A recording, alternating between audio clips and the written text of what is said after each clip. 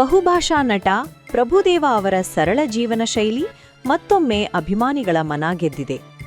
3 ದಿನಗಳ ಹಿಂದೆ ಮೈಸೂರಿಗೆ ಭೇಟಿ ನೀಡಿದ್ದ ಅವರು ಮೈಸೂರು ಜಿಲ್ಲೆಯ ಕೆಂಬಾಲು ಗ್ರಾಮದಲ್ಲಿರುವ ಮಲೈ ಮಹದೇಶ್ವರ ಸ್ವಾಮಿ ದೇವಸ್ಥಾನಕ್ಕೆ ತೆರಳಿದ್ದರು. ತಾಯಿಯ ಆಸೆಯಂತೆ ದೇವಾಲಯದ ಜೀರ್ಣೋದ್ಧಾರ ಮಾಡಿಸಿರುವ ಅವರು ಅಲ್ಲಿಯೇ ದೇವಸ್ಥಾನದ ಆವರಣದಲ್ಲಿ ಕಲ್ಲಿನ ಮೇಲೆ ಮಲಗಿ ವಿಶ್ರಾಂತಿ ಪಡೆದ ದೃಶ್ಯಗಳು ಇದೀಗ ವೈರಲ್ ಆಗಿವೆ. ಎಳನೀರು ಕುಡಿಯುತ್ತಾ ಸರಳವಾಗಿ ಕಾಲ ಕಳೆದ ಅವರು ಸುಮಾರು 1 ಗಂಟೆಗಳ ಕಾಲ ದೇವಾಲಯದ ಬಳಿಯೇ ಇದ್ದರು.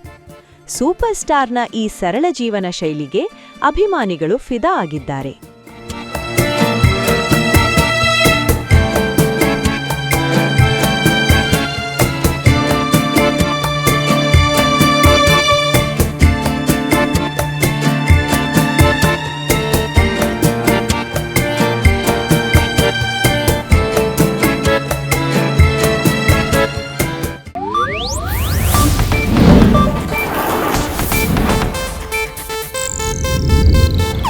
ಇದು ಏಷ್ಯಾನೆಟ್ ನ್ಯೂಸ್ ನೆಟ್ವರ್ಕ್ ಪ್ರಸ್ತುತಿ.